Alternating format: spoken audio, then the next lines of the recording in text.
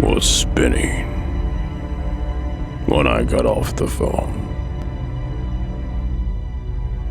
It'd been a lawyer calling to inform me that my grandfather had died, and they were sending me a watch he'd left me in his will. I was still trying to wrap my head around it all. My father had lied. He told me that his dad had died before I was even born. Said he had ran out on him and his mom. That he was killed in a bar fight. Now I found out that not only was he alive the whole time, but he knew about me. He knew he had a grandson. Had my father told him about me? Were they in touch? Why the secrecy?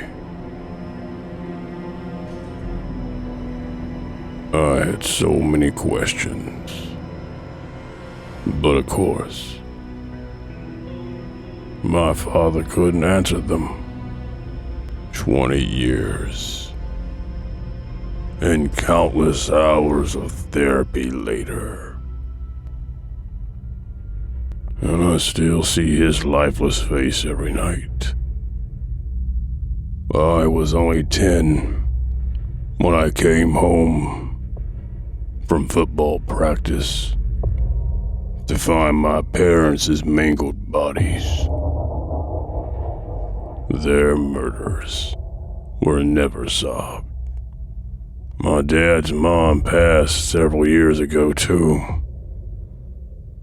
so I couldn't ask her either. So why did a man who never met me leave me a watch? Well, the lawyer said he was basically a hermit that lived in a cabin way out in the woods. The watch was the only item in his will. So it was possible the only thing of value he owned.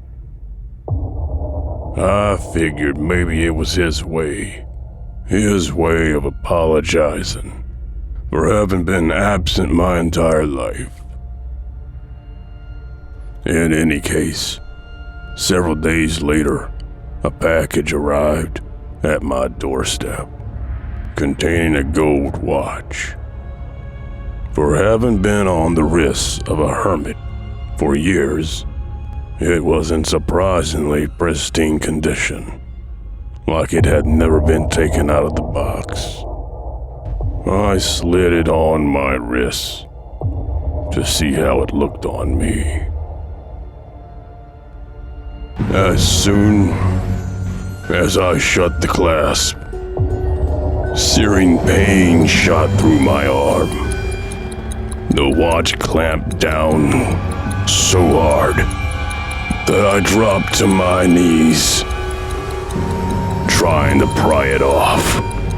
And did I feel it bite me? Images flashed in front of my eyes.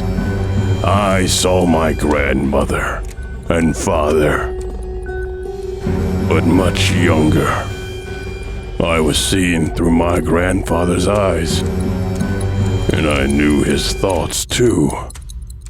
The watch was telling him to kill them.